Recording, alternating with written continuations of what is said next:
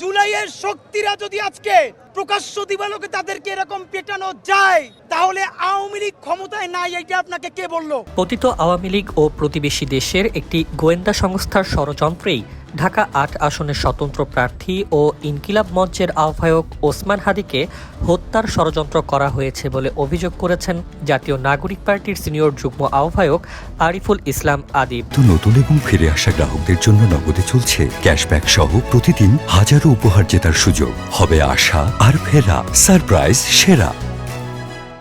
শুক্রবার এক সমাবেশে তিনি দাবি করেন, ওসমান হাদিকে টার্গেট করে হত্যার উদ্দেশ্যে গুলি করা কোনো সাধারণ ঘটনা নয়। এটা একটি 1/11 কিংবা ৮১ সালের এরশাদের ক্ষমতা দখলের মতো গভীর ষড়যন্ত্র। এই ষড়যন্ত্রের সঙ্গে সন্ত্রাসী আওয়ামী লীগ ও প্রতিবেশী রাষ্ট্রের গোয়েন্দা সংস্থাও জড়িত থাকা স্পষ্ট। এর কারণ হিসেবে তিনি বলেন, নিষিদ্ধ আওয়ামী লীগ নির্বাচন বানচালের ঘোষণা দিয়েছে। ওই ঘোষণা অনুযায়ী ভারতীয় আধিপত্যবাদ বিরোধী নেতাদের টার্গেট করে কিলিং মিশনে নেমেছে। একই সঙ্গে লীগের দোসর সিভিল সোসাইটির মাধ্যমে দেশের নিরাপত্তার জন্য সেনা শাসনের বয়ান তৈরি করছে। কিলিং মিশন সাকসেস হলেই নির্বাচন বানচাল করে সামরিক শাসন জারি করবে।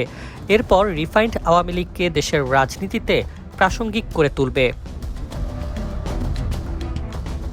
এর অংশ হিসেবেই জুলাই গণ অভ্যুত্থানে সামনে থেকে নেতৃত্ব দেওয়া নেতাদের টার্গেট কিলিং করার মিশনে নেমেছে তারা। হাসনাত আবদুল্লার ওপর গাজীপুরে হামলার কারণও এটি। এছাড়া এনসিপির নেতাদের হত্যার উদ্দেশ্যে গোপালগঞ্জে সারা দেশের সন্ত্রাসীদের জড়ো করে হামলা করা হয় বলেও অভিযোগ করেন তিনি।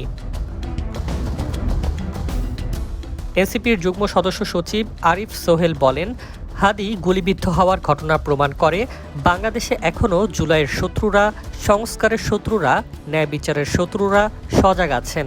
দেশে আবারও 1/11 তৈরির পায়তারা চলছে। আধিপত্যবাদ বিরোধী সবাইকে ঐক্যবদ্ধ থাকতে হবে। তিনি স্বরাষ্ট্র উপদেষ্টার পদত্যাগও দাবি করেন।